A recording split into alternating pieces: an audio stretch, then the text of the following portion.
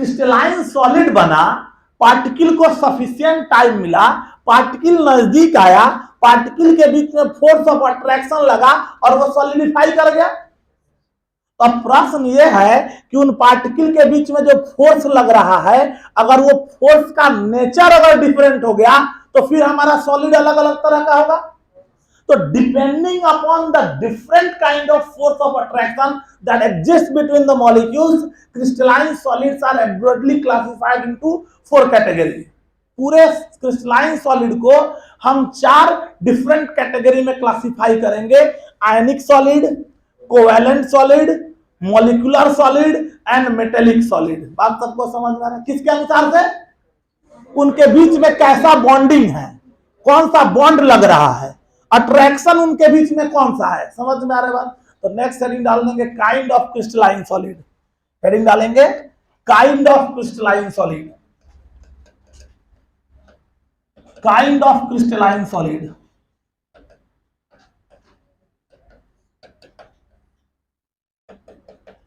Kind of crystalline solid on the basis of different kind of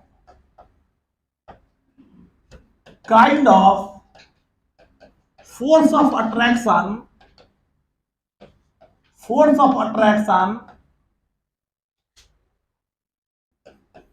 that exists between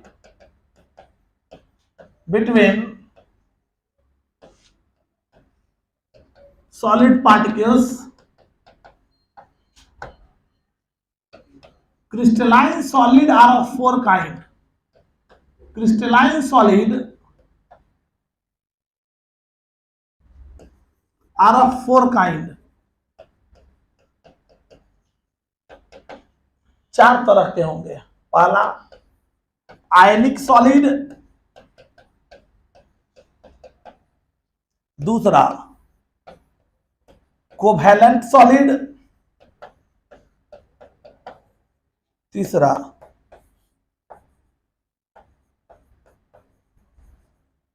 metallic solid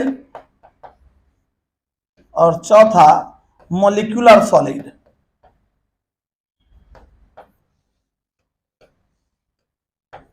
molecular solid on the basis of different kind of force of attraction that exists between the solid particles. Solid particles के बीच में कैसा force of attraction लग रहा है, उसके अनुसार से हमारे क्रिस्टलाइन सॉलिड 4 तरह के होने वाले हैं। आयनिक, कोवैलेंट, मेटेलिक और मॉलिक्यूलर सॉलिड। ठीक है, लिख लिए सब। अब सुनना सब गौर से। अब ये जो अब सिंपल बात समझने वाली है, आयनिक सॉलिड नाम ही बता रहा है। हम लोग केमिकल बॉन्डिंग पढ़े हुए हैं और केमिकल बॉन्ड्स हमारे जो होते हैं, केमिकल बॉन्ड्स वो मेनली हम लोग याद होगा डिवाइड करते हैं 2 भाग में, स्ट्रॉन्ग बॉन्ड और वीक बॉन्ड। स्ट्रॉन्ग बॉन्ड 3 तरह का होता है। कौन कौन?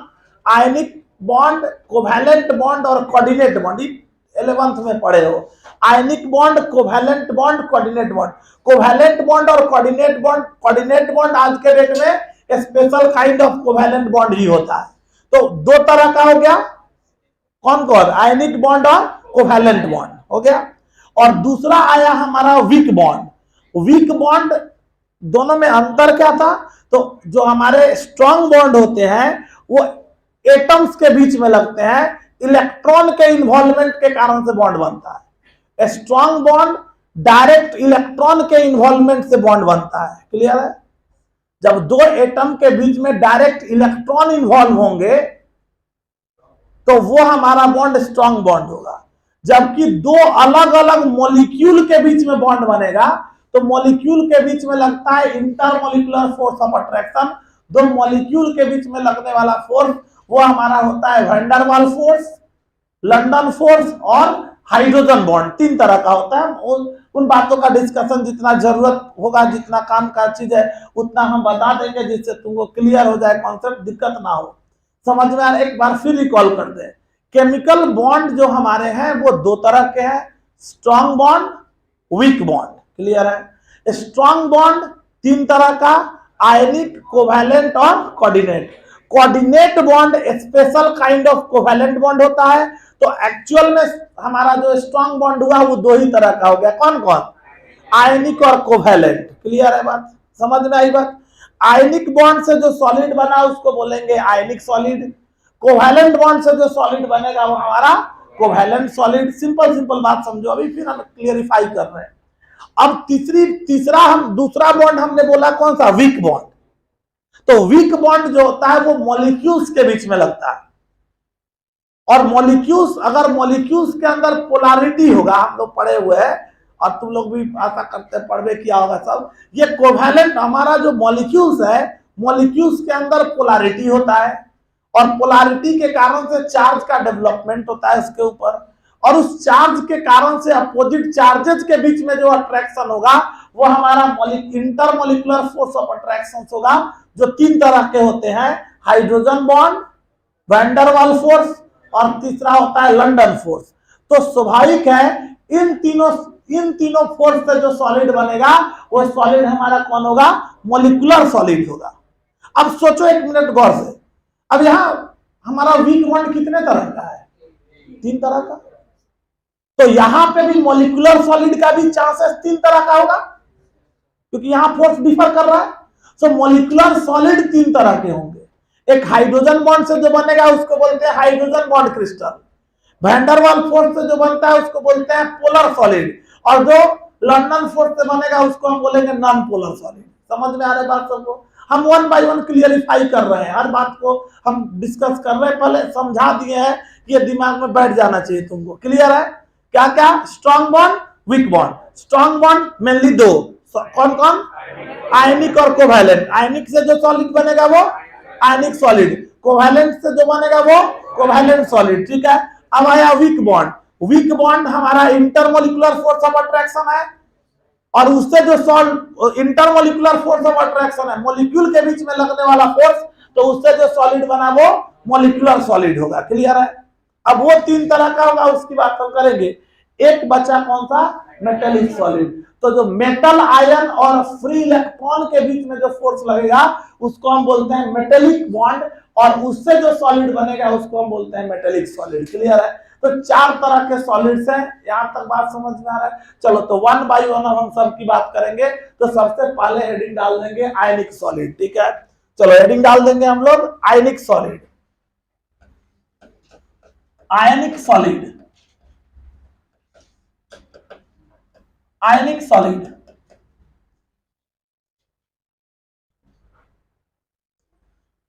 नाम ही बता रहा है आयनिक सॉलिड। तो ये सॉलिड का फॉर्मेशन कैसे होगा? तो ड्यू टू किसके कारण से? आयनिक बॉन्ड के कारण से। ठीक है? तो यहां पे force of attraction, force of attraction that exist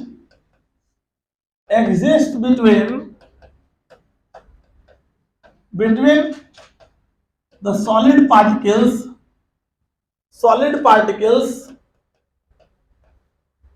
is ionic or electrovalent bond, ionic or electrovalent bond, electrovalent bond, electrovalent bond। और ये जो सॉलिड पार्टिकल्स होंगे यहाँ आयनिक सॉलिड में, जो सॉलिड पार्टिकल्स होंगे वो कटायंस एंड एनायंस होंगे। यहाँ पे इन आयनिक सॉलिड हमारे जो सॉलिड पार्टिकल्स होंगे, solid particles are cation and anions, cation and anions, positive और नेगेटिव चार्ज वाले पार्टिकल्स। क्लियर है? आयनिक बॉन्ड कैसे बनता है? कंप्लीट ट्रांसफर से बनता है, जानते हैं। तो उतना नहीं समझना है, डायरेक्ट समझना है। अगर ये कटायन है, समझो एक कटायन है और दूसरा हमारा क्या है? एनायन है। तो चार्जेस, ये कटायन हो गया, ये एनायन हो गया। Positive charge cation, negative charge anion. तो कटायन और एनायन अगर ये चार्ज कितना भी हो सकता है वो डिपेंड करता है। ये अपने हो गए कौन से, ये कटायंस हो गए, ये कटायन हो गया, और ये हमारे जो हो गए ये एनायन हो गए। और कटायन और एनायन के बीच में कौन सा चार्ज के बीच में कौन सा फोर्स लगता है, इलेक्ट्रोस्टैटिक फोर्स ऑफ अट्रैक्शन। यहां जो फोर्स लगता है वो कौन सा है, वो इलेक्ट्रोस्टैटिक फोर्स ऑफ अट्रैक्शन लगता है। और यही इलेक्ट्रोस्टैटिक फोर्स ऑफ अट्रैक्शन जो है वो हमारा कौन है, ये आयनिक बॉन्ड है। तो सिंपल समझना है कि दो, एक कटायन और एक एनायन, कटायन और एनायन, और कटायन कौन बनाता है, और इलेक्ट्रॉन जो लूज करेगा वो कटायन बनाएगा। इलेक्ट्रॉन कौन लूज करेगा, मेटल। और इलेक्ट्रॉन कौन छोड़ता है, इलेक्ट्रॉन लेता कौन है, नॉन मेटल। तो मेटल और नॉन मेटल में जो बॉन्ड बनेगा वो आयनिक बॉन्ड होगा, सिंपल बात है। एक बार फिर रिपीट कर दे, इलेक्ट्रॉन कौन छोड़ता है, मेटल। तो मेटल हमेशा क्या बनाएगा, कटायन। नॉन मेटल क्या करता है, इलेक्ट्रॉन लेता है, तो नॉन मेटल हमेशा क्या बनाएगा। तो मेटल और नॉन मेटल के बीच में हमेशा जो बॉन्ड बनेगा वो आयनिक बॉन्ड होगा, और उस कारण से मेटल और नॉन मेटल से बनने वाला जो सॉलिड होगा वो आयनिक सॉलिड होगा, सिंपल सा बात है। तो यहाँ जो सॉलिड हमारे होंगे एग्जांपल, जैसे हमारा NaCl हो गया, KCl हो गया, LiF हो गया, ये हमारे जो हो गए BaSO4 हो गया, यहाँ पे MgCl2 हो गया, AlCl3 हो गया, जितने भी ये तुमको दिख रहे हैं ये सारे के सारे हमारे क्या है, ये हमारे आयनिक सॉलिड्स है। क्लियर है, क्योंकि एक मेटल है और दूसरा नॉन मेटल है, एक मेटल है और दूसरा नॉन मेटल है। क्लियर है बात। अब आयनिक कंपाउंड के प्रॉपर्टीज को देखो, मतलब एक सिंपल दिमाग में रखो ना कि मेटल और नॉन मेटल जब मिलेंगे तो वो जब भी सॉलिड का फॉर्मेशन करेंगे वो मतलब वो कटायन हो गया, ऐसे सोचो, ये वो कटायनिक पार्ट हो गया और एक एनायनिक पार्ट हो गया, उनसे जो सॉलिड बनेगा वो हमारे सॉलिड आयनिक सॉलिड होंगे। ठीक है, अब सोचो इसमें थोड़ा सा, इसमें इनका प्रॉपर्टी अगर तुम देखोगे तो इसका प्रॉपर्टी क्या होगा, आयनिक सॉलिड्स जो हमारे होते हैं ये, क्योंकि आयनिक है, इलेक्ट्रोस्टैटिक फोर्स ऑफ अट्रैक्शन है, बंधा हुआ है। तो एक बात समझने की आवश्यकता है कि करंट का फ्लो, कहीं भी करंट का फ्लो दो कारण से होता है, या तो फ्री इलेक्ट्रॉन के कारण से या तो आयंस के कारण से। ठीक है, मतलब किसी भी जगह पे करंट का अगर फ्लो हो रहा है तो करंट का फ्लो दो कारण से होगा, either due to free electron और due to free ions. Clear है। अब जब ये तुम बात कर रहे हो यहां, ये छोड़ दिया है, ये ले लिया है, तो इलेक्ट्रॉन यहां बचा हुआ है नहीं, इसने इलेक्ट्रॉन छोड़ दिया और इसने उस इलेक्ट्रॉन को ले रखा है, तो फ्री इलेक्ट्रॉन बचा यहां नहीं, तो बचा कौन, आयंस। अब ये जब सॉलिड फॉर्म में होगा तो ये बंधा हुआ रहेगा, सॉलिड फॉर्म में रहेगा तो ये बंधा हुआ रहेगा, तो बंधा हुआ रहेगा तो आयन मूव करेगा, तो आयन फ्री है नहीं। इसका मतलब है कि आयनिक सॉलिड्स सॉलिड स्टेट में हमेशा क्या होते हैं, बैड कंडक्टर ऑफ इलेक्ट्रिसिटी होते हैं। समझ में आ रहा बात, क्या होते हैं, बैड। लेकिन अगर यही जब उनको हम मोल्टेन स्टेट में ले गए, फ्यूज स्टेट, उसको मेल्ट करा दिए, तब क्या हुआ, आयन फ्री हो गया, और उस समय वो क्या होंगे, गुड कंडक्टर ऑफ इलेक्ट्रिसिटी होंगे। समझ में आ रही बात। तो चलो इस बात को हम मेंशन कर देते, एक बात और इसको मेंशन कर लेंगे कि ionic solids are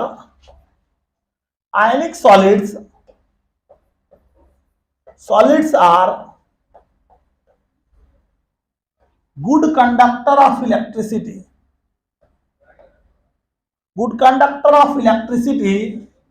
in fused state, good conductor of electricity in fused or molten state,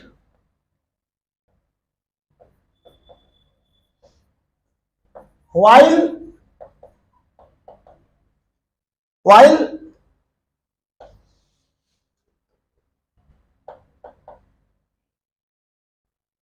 in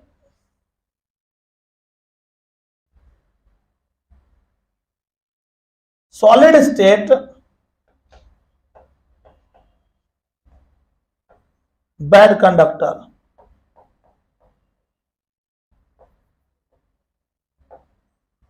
while in solid state bad conductor of electricity, ठीक है, ये बैड कंडक्टर होंगे, ठीक है।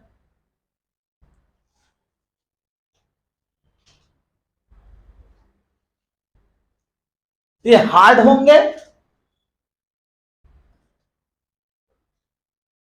और मेल्टिंग पॉइंट इनकी क्या होगी, हाई होगी, क्लियर है, क्योंकि इलेक्ट्रोस्टैटिक फोर्स ऑफ अट्रैक्शन है। तो ये बेसिकली हार्ड होंगे क्योंकि इनके बीच में क्या है, स्ट्रॉन्ग फोर्स ऑफ अट्रैक्शन है। इस कारण से ये हमारे ब्रिटल भी होंगे, टूट जाएंगे, इतना स्ट्रांगली जुड़े हुए हैं कि उनको अगर हैमर करोगे तो उनके पास स्ट्रेन करने की क्षमता नहीं होगी, वो इंस्टेंटली ब्रेक होकर टूट जाएंगे, ठीक है। तो इस बात को मेंशन कर लेंगे। एक और पॉइंट, पहले इसको लिख लोगे, इस लाइन को लिख लो पहले।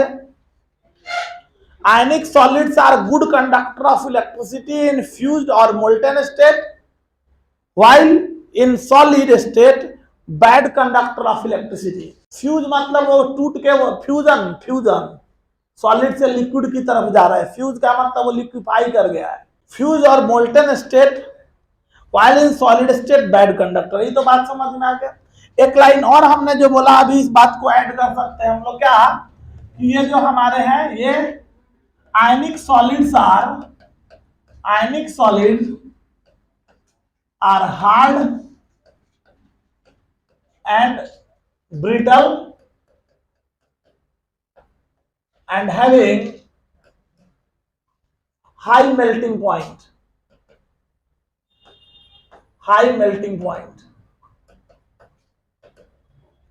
इनकी जो मेल्टिंग पॉइंट होगी वो क्या होगी, वो हाई होगी, हाई मेल्टिंग पॉइंट। जबकि अगर यही बात तुम करोगे, दूसरा कौन सा सॉलिड है हमारा, कोवैलेंट सॉलिड, कोवैलेंट सॉलिड। तो कोवैलेंट सॉलिड किसको हम बोलेंगे, तो सिंपल समझो, कोवैलेंट सॉलिड में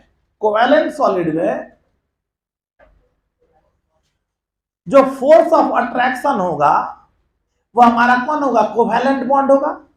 मतलब वो किसके कारण से बनेगा, शेयरिंग के कारण से, किसके कारण से, शेयरिंग से। तो इसमें इस बात को लिख लेंगे, कोवैलेंट सॉलिड की बात कर रहे हैं हम लोग, बॉन्ड यहां पे कोवैलेंट बॉन्ड बनेगा और ये सॉलिड जो हमारा होगा वो कोवैलेंट सॉलिड होगा।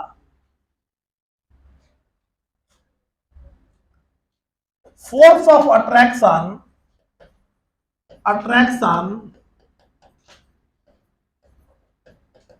in this kind of solid is covalent bond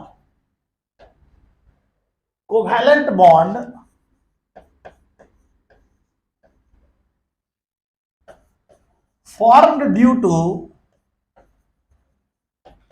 to sharing of electron between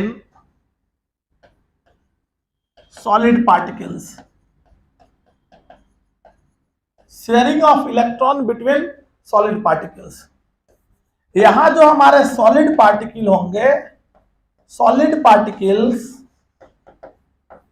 in case of covalent solid,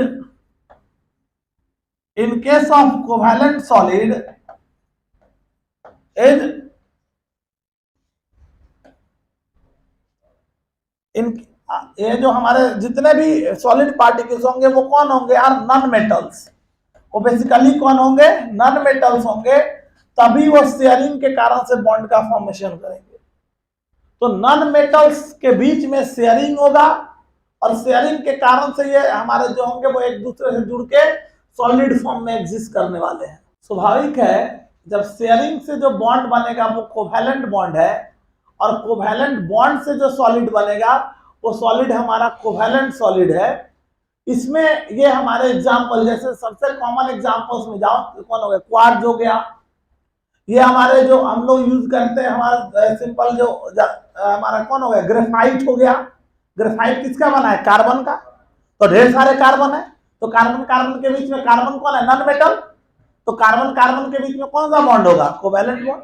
diamond हो गया, डायमंड किसका बना है, कार्बन का। कार्बोरेंडम SiC जिसको बोलते हैं सिलिकॉन कार्बाइड बोलते हैं। तो सिलिकॉन कार्बाइड में देख लो Si सिलिकॉन भी हो गया हमारा और कार्बन भी हो गया, इनके बीच में कौन सा फोर्स ऑफ अट्रैक्शन होगा? वो फोर्स ऑफ अट्रैक्शन हमारा कोवैलेंट बॉन्ड होगा। तो इसके एग्जांपल की बात कर लो तो शेयरिंग से बन रहा है, सिंपल जानते ही है। एग्जांपल इसका हमारा जो हो गया, जैसे हमने कहा क्या, क्वार्ट्ज हो गया, क्वार्ट्ज। ये हमारे कौन हो गए? हमने बोला ग्रेफाइट हो गए। ये हमारे कौन हो गए? डायमंड हो गए। ये हमारे SiC सिलिकॉन कार्बाइड हो गए, सिलिकॉन कार्बाइड, कार्बोरेंडम ये हो गए। मतलब जितने भी ये सब ये हमारे दिख रहे हैं जो न केवल नॉन मेटल्स खुद से जुड़ के अगर सॉलिडिफाई कर रहे हैं तो वो हमारे क्या होंगे? कोवैलेंट सॉलिड होंगे। स्वाभाविक है। अब सोचो यहाँ कोई नॉन मेटल के पास इलेक्ट्रॉन की कमी होती है तो उसके पास इलेक्ट्रॉन फ्री होगा? नहीं, इलेक्ट्रॉन नहीं है तो ऐसा ही कम इलेक्ट्रॉन है तो इलेक्ट्रॉन तो फ्री रहने वाला नहीं। और दूसरा, ये आयनिक फॉर्म में एग्जिस्ट कर रहे हैं ना, ये तो शेयरिंग से बने हैं तो इनके पास आयन भी फ्री नहीं है। इसका मतलब क्या हो गए? कोवैलेंट सॉलिड्स मेनली क्या होंगे? इंसुलेटर होते हैं, मतलब बैड कंडक्टर ऑफ इलेक्ट्रिसिटी होते हैं, एक्सेप्शनली कुछ को छोड़ के, जैसे ग्रेफाइट को छोड़ के, क्योंकि ग्रेफाइट sp2 हाइब्रिडाइजेशन शो करता है। तो ये बात हम लोग आगे जब ऑर्गेनिक का पार्ट शुरू होगा तो वहां पे हम लोग डिस्कस करेंगे। तो मेनली हम लिख सकते हैं ये क्या होंगे? तो mainly covalent solids are bad, covalent solids are bad conductor of electricity. ठीक है।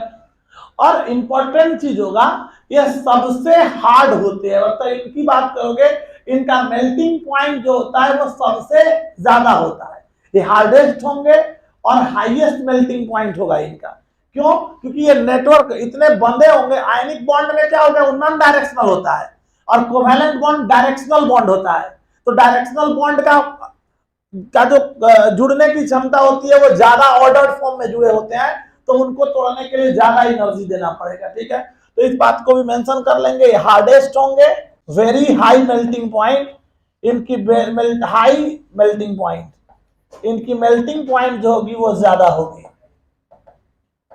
मेल्टिंग पॉइंट ज्यादा होगी। तो ये हमारे जो कोवैलेंट सॉलिड है, ये दो बातें समझ में आ रही है। आयनिक सॉलिड क्लियर हो गया, कोवैलेंट सॉलिड क्लियर हो गया। कोवैलेंट सॉलिड बेसिकली कौन होंगे? तो नॉन मेटल्स के थ्रू बनेंगे, कोवैलेंट बॉन्ड के कारण से बनेंगे। ये दो बात सबको क्लियर होगा। कोवैलेंट सॉलिड और आयनिक सॉलिड को हम डिस्कस कर चुके थे। अब हम बात करते हैं तीसरा कौन सा है? Metallic solid. तो चलो हेडिंग डाल देंगे मेटेलिक सॉलिड। हेडिंग डालोगे मेटेलिक सॉलिड। हम लोग बात करेंगे मेटेलिक सॉलिड का। मेटेलिक सॉलिड कौन करोगे? देखो मेटेलिक सॉलिड हमारे कौन होंगे वो गौर करो। तो देखो हमने बताया ionic solid force of attraction ionic bond, covalent solid more force of attraction covalent bond, metallic solid में force of attraction metallic bond होता है। याद रहेगा बात? क्लियर है सबको? Metallic bond. ठीक है। क्या होता है हम डिस्कस करेंगे। तो इस बात को मेंशन करेंगे इसमें। Force of attraction exists between solid particles, जो सॉलिड को बनाने में मदद करेंगे, particle is metallic bond. Metallic bond, ये मेटेलिक बॉन्ड जो हमारा होता है, मेटेलिक बॉन्ड, ये इस बॉन्ड का जो एग्जिस्टेंस होता है मेटेलिक बॉन्ड का, ये मेटल आयन और फ्री इलेक्ट्रॉन्स के बीच, जानते हैं हम मेटल के पास क्या होता है? मेटल के पास फ्री इलेक्ट्रॉन, मेटल के पास फ्री इलेक्ट्रॉन होता है। मेटल आसानी से इलेक्ट्रॉन छोड़ देता है। तो इलेक्ट्रॉन जब मेटल्स छोड़ देंगे, उसके इलेक्ट्रॉन्स बाहर निकल सकते हैं, तो फ्री इलेक्ट्रॉन्स उनके पास होंगे। तो फ्री इलेक्ट्रॉन्स और मेटल आयन के बीच में जो फोर्स ऑफ अट्रैक्शन लगेगा वही फोर्स ऑफ अट्रैक्शन हमारा कौन है, मेटेलिक बॉन्ड है। तो ये है क्या, तो ये it is also a kind of, it is a kind of electrostatic force of attraction, electrostatic force of attraction, electrostatic force of attraction that exists between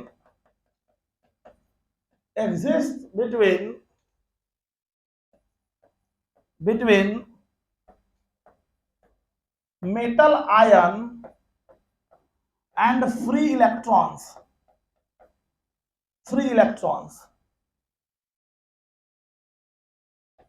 which is explained by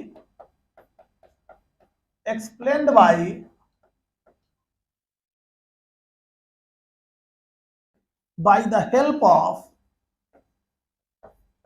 C electron theory. एक theory है इसके लिए, sea electron theory, explained by the help of sea electron theory, sea electron theory. समझ में आ रही बात? ये है मेटेलिक सॉलिड में जो फोर्स ऑफ अट्रैक्शन होगा वो कौन सा बॉन्ड होगा, मेटेलिक बॉन्ड होगा। मेटेलिक बॉन्ड क्या है, ये जस्ट आयनिक बॉन्ड की तरह एक तरह का इलेक्ट्रोस्टैटिक फोर्स ऑफ अट्रैक्शन है जो किसके बीच में लग रहा है, मेटेलिक आयन। ये एग्जिस्ट किसके बीच में हो रहा है, मेटल आयन और किसके बीच में, फ्री इलेक्ट्रॉन्स के बीच में। ये एग्जिस्ट करेगा मेटल आयन और फ्री इलेक्ट्रॉन्स के बीच में, और वो एक्सप्लेन किया जाएगा किसके थ्रू, सी इलेक्ट्रॉन थ्योरी के थ्रू। क्या है सी इलेक्ट्रॉन थ्योरी, थोड़ा सा गौर करो। सी इलेक्ट्रॉन थ्योरी हमको बोलता है, इस बात को अगर समझो, ये थ्योरी बोला कि हर मेटल के पास एक्सेस ऑफ फ्री इलेक्ट्रॉन्स होते हैं, metals having excess of free electrons. तो मेटल के पास जितने भी मेटल होंगे, मेटल हमेशा क्या देगा, ये m+n और +n इलेक्ट्रॉन, इसके पास फ्री इलेक्ट्रॉन्स होंगे और ये फ्री इलेक्ट्रॉन्स हमको प्रोवाइड करेगा n, ये फ्री इलेक्ट्रॉन्स है। तो ये हमारा जो है ये फ्री इलेक्ट्रॉन हमको प्रोवाइड करेगा। और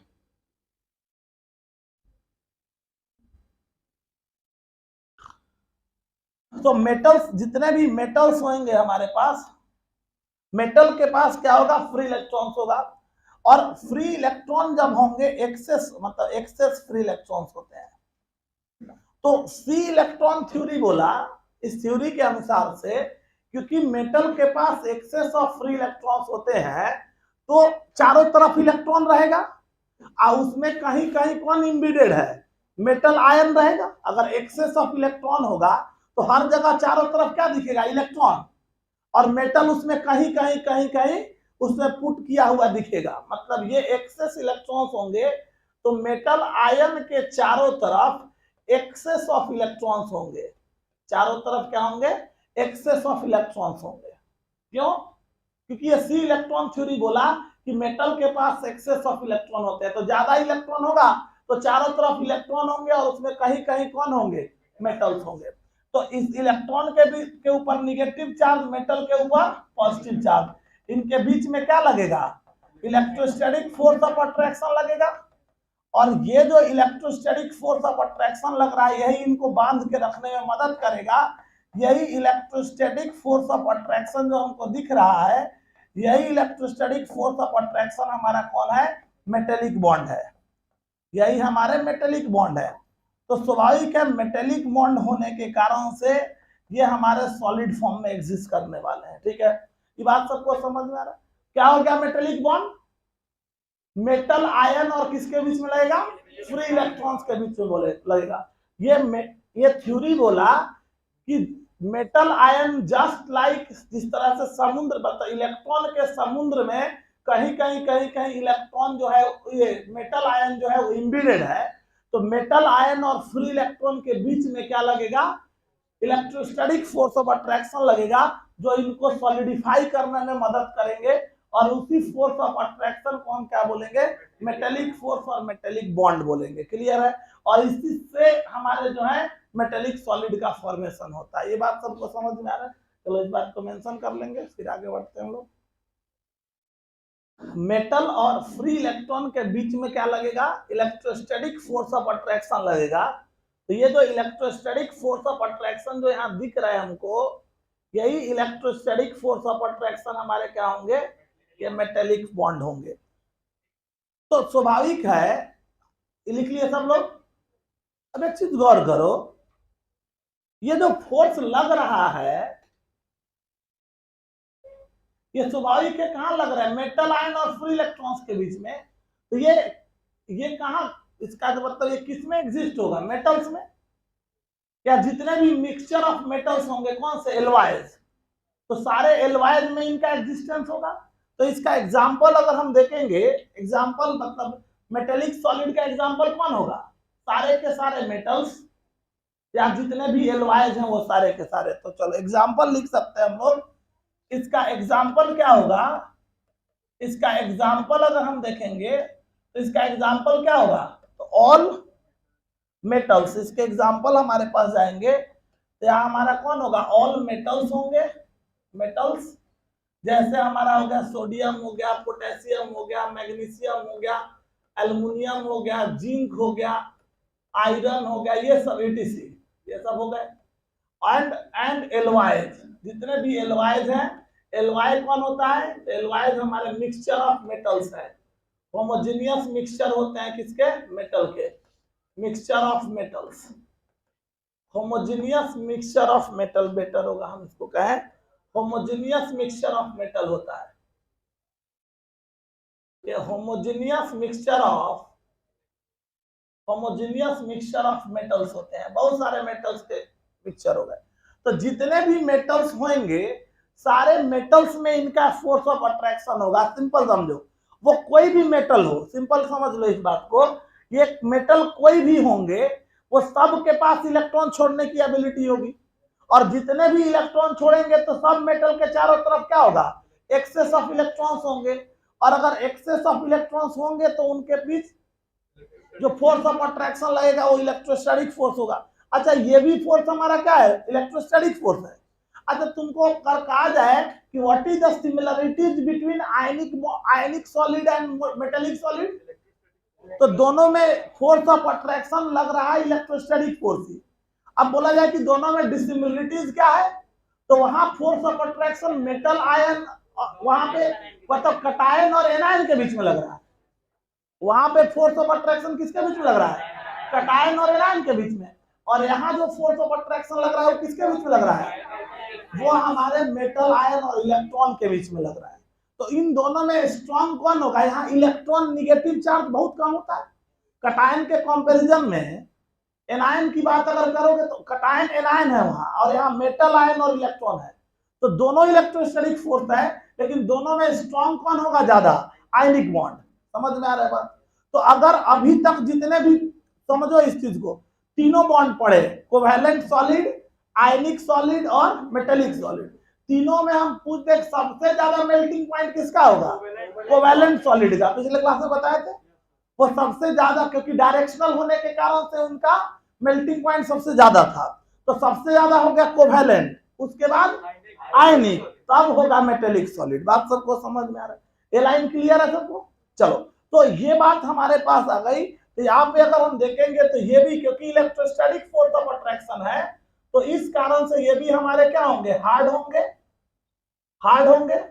लेकिन ये क्या होंगे? मैलिएबल एंड डक्टाइल होंगे। मेटल है तो क्या होंगे? मैलिएबल होंगे एंड डक्टाइल होंगे। और इंपॉर्टेंट चीज अगर हम यहाँ पे देखेंगे क्या, तो हमने कहा इनकी जो मेल्टिंग पॉइंट होगी, मेल्टिंग पॉइंट जो होगी वो इज हाई। इसकी भी मेल्टिंग पॉइंट क्या होगी? हाई होगी। क्लियर है बात? मेल्टिंग पॉइंट इसकी भी क्या होगी? हाई होगी।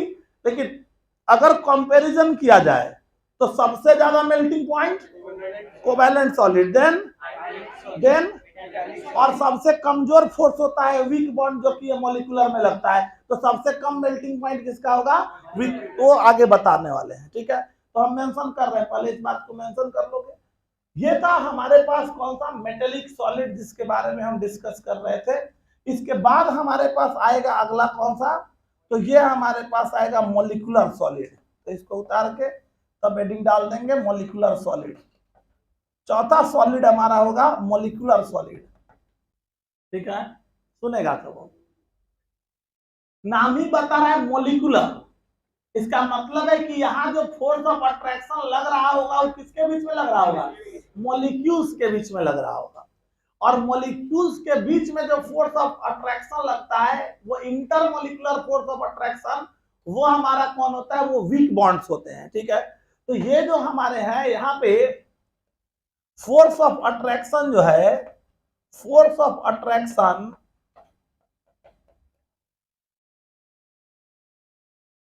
exists between solid particles, और इसके सॉलिड पार्टिकल्स हमारे कौन होंगे, मॉलिक्यूल्स होंगे। एक intermolecular force of attraction, intermolecular force of attraction, intermolecular force of attraction, जिसको हम लोग क्या बोलते हैं, कॉल्ड, इसको हम वीक बॉन्ड बोलते हैं, वीक बॉन्ड्स, इसको हम weak bond, intermolecular force of attraction होगा जिसको हम बोलते हैं वीक बॉन्ड। तो ये जो फोर्स ऑफ अट्रैक्शन हमारे होंगे ये हमारे वीक बॉन्ड होंगे। आयनिक सॉलिड में force of attraction ionic bond, covalent solid में force of attraction covalent bond, metallic solid में force of attraction metallic bond, और मॉलिक्यूलर सॉलिड में जो फोर्स ऑफ अट्रैक्शन होगा ये फोर्स ऑफ अट्रैक्शन हमारे वीक बॉन्ड्स होंगे। क्लियर है, याद होगा मॉलिक्यूल्स के बीच में, थोड़ा सा गौर करोगे और सुनोगे तो, मॉलिक्यूल्स के बीच में फोर्स ऑफ अट्रैक्शन क्यों लगता है, पोलैरिटी के कारण से। याद होगा केमिकल बॉन्ड में हम पढ़ाए थे, केमिकल बॉन्डिंग में, कि पोलैरिटी मॉलिक्यूल्स के बीच में क्या, अगर मॉलिक्यूल्स में पोलैरिटी है, पोलैरिटी का मतलब क्या बताए थे, डेवलपमेंट ऑफ पार्शियल पॉजिटिव और partial negative charge due to electronegativity difference. याद होगा हम बताए थे, इलेक्ट्रोनेगेटिविटी डिफरेंस के कारण से। तो हम उस बात पे जिक्र करते हैं, हम वीक बॉन्ड के फॉर्मेशन का थोड़ा सा एक आइडिया हम देते हैं।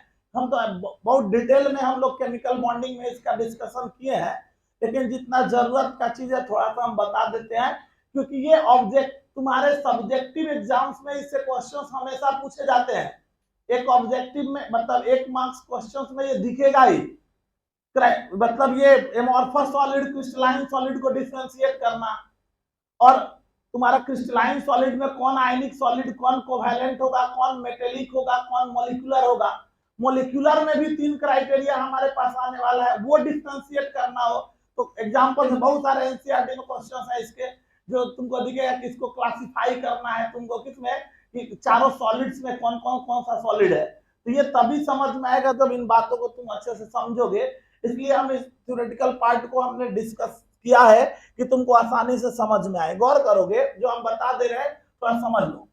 ये मॉलिक्यूलर फोर्स ऑफ अट्रैक्शन जो हमने कहा वीक बॉन्ड, ये एग्जिस्ट करता है किसमें, तो exist between molecule, exist between molecules. ये मॉलिक्यूल के बीच में एग्जिस्ट करता है किसके कारण से, पोलैरिटी के, मेनली ड्यू टू पोलैरिटी। ये पोलैरिटी के कारण से इनका एग्जिस्टेंस होता है। ठीक है, एग्जिस्ट ड्यू टू पोलैरिटी। अब अगर पोलैरिटी की बात करो तो हम ऑलरेडी जानते हैं पोलैरिटी क्या होता है, तो डेवलपमेंट ऑफ पार्शियल पॉजिटिव और नेगेटिव चार्ज। पोलैरिटी क्या है, तो पोलैरिटी जो है इज डेवलपमेंट ऑफ, जो लोग नए हैं उनके लिए एक बार हम रिकॉल कर दे रहे हैं, development of partial positive and negative charge over